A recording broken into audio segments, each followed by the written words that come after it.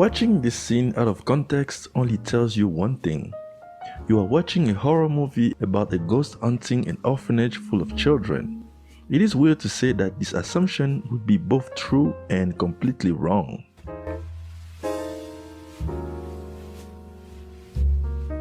The Devil's Backbone is a 2001 Spanish horror drama directed by Guillermo Del Toro. While the filmmaker is better known for his Hollywood work with movies such as Hellboy, Pacific Rim, or more recently The Shape of Water, which got him an Oscar for Best Director as well as Best Picture. His earlier work though, with movies like Pan's Labyrinth, Kronos, and The Devil's Backbone, could be considered as his best work for different reasons. Today, we are focusing on what makes his 2001 masterpiece such an important movie in his filmography, and how the filmmaker subverted the audience expectations by taking a very conventional approach and creating something completely different and fresh from it.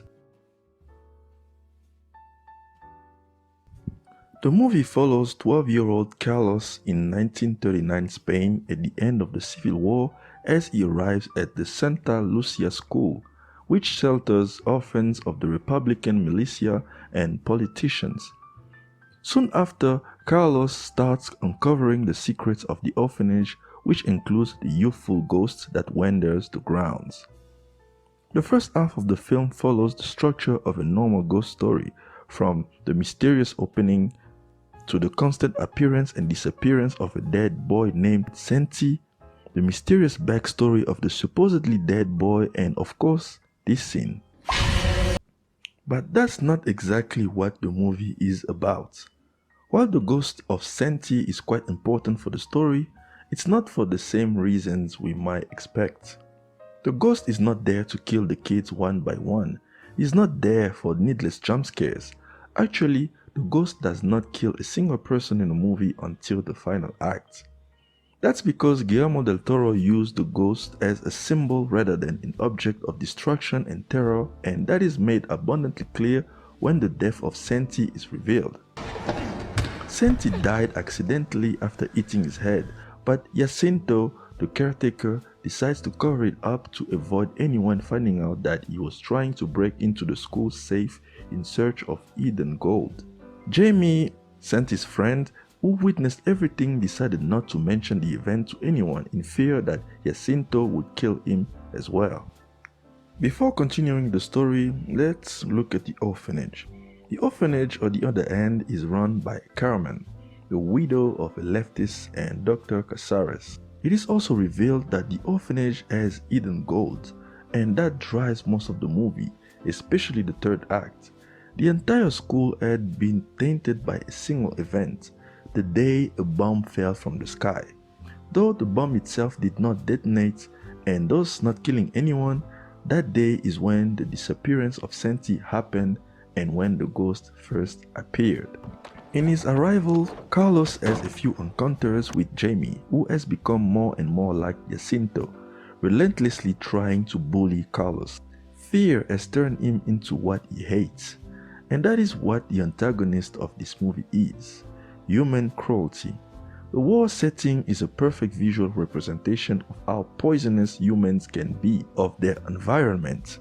Del Toro used a visual mashup of war films, horror, fantasy, and even western. All that combined resulted in a multi-layered story that captured the barbaric nature of humans and adulthood, while contrasting that nature with childhood innocence. The movie is thematically divided in two parts. The first one being adulthood, represented by the character of Jacinto, the physical antagonist of the film. He represents hatred, greed, and violence that is a result of a traumatizing childhood. His trauma and greed leads to the destruction of the school as well as the death of every adult in the school. His search for gold will lead to his demise as he gets abandoned by his associates right after actually finding the gold, then gets set up by the children and thrown into the same water he dumped Santi's body in, forcing him to confront the ghost of Santi and pay for his cruelty.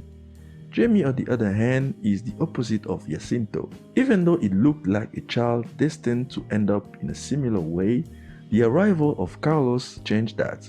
By helping him face his fear of Jacinto and confronting the ghosts of the past, Carlos helps Jamie save his childhood, thus potentially saving his adulthood. The second part is childhood. The reason only the kids seem to be able to see the ghost is a way for the movie to emphasize on their innocence. They have not yet been poisoned and corrupted by the cruel world they live in.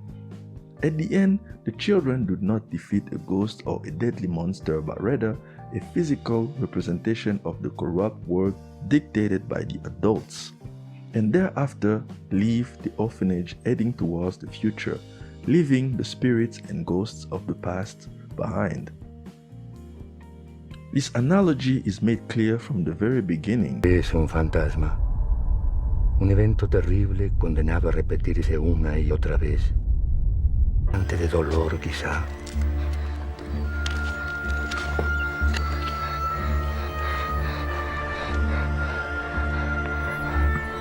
Algo muerto que parece por momentos vivo aún. Un sentimiento suspendido en el tiempo.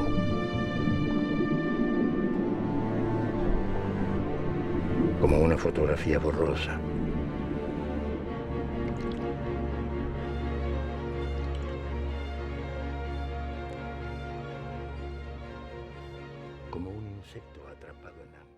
And at the end, when Dr. Casares turns into another ghost roaming around the wreckage of the orphanage. The movie is a ghost story, but the ghosts are not always physical. It could be a childhood lacking love or attention that haunts one's adulthood. It could be trauma related to war and loss. It could be the desire of something you will never have. In the Devil's Backbones book, Guillermo Del Toro had this to say about the movie's themes. Regret is a ghost, a road not taken, a reckless moment, a missed opportunity. In this manner, we are all haunted. This tale of orphans coming together against the deficient, perverse and brutal world of adults remained one of my top 3 films. The movie healed all my wounds, made me whole again. The movie was also incredibly effective with the way it represented its themes visually. For example, how the bomb in the middle of the yard is meant as a constant reminder that there is a war happening out there, and by making the bomb appear almost alive gives the war and its impact a physical presence even though the entire film takes place in the school in the middle of nowhere.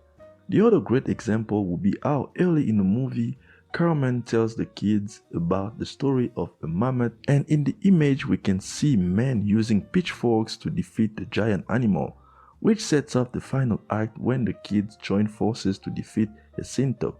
Or how the doctor tells Carlos the story of the devil's backbone, an underdeveloped human fetus with an exposed spine kept in a jar full of reddish yellow liquid. Dr. Casares calls the liquid water limbo. The liquid in which these fetuses are kept is used to cure various disorders, and it's called the devil's backbone. But there is another, actual water limbo in the basement, a pool of similar colored water where Santi and his ghost are kept in limbo, waiting for revenge. All of these details just prove the genius of Guillermo Del Toro. He always uses his creatures in inventive ways that help elevate the story and support his themes. Whether it is to represent a unique concept, a different perspective, or a tragedy, Del Toro always makes sure his inventions tell a story by putting as much effort into attaching the subject matter to their significance as he does with their scary looks. And The Devil's Backbone is a perfect example of how Del Toro operates with symbolism and metaphors. The Devil's Backbone is a coming-of-age tale about boys living in a cruel world, a world where ghosts can be less scary than living people, a world that requires brave, kind, and sincere souls to reveal its darkest secrets and put its ghosts to rest. Hi guys. I know there are many more metaphors in this movie I haven't mentioned, but that's because they were mostly political and I did not really felt like diving into that, since I'm not too familiar with Spanish politics, So if you have insights on that, do not hesitate to share in the comments below. As you can see in the title, this is the finale for this year, but we'll be back with more and even better videos starting January. We intend to have one episode a month, so subscribe not to miss any. It's going to be awesome.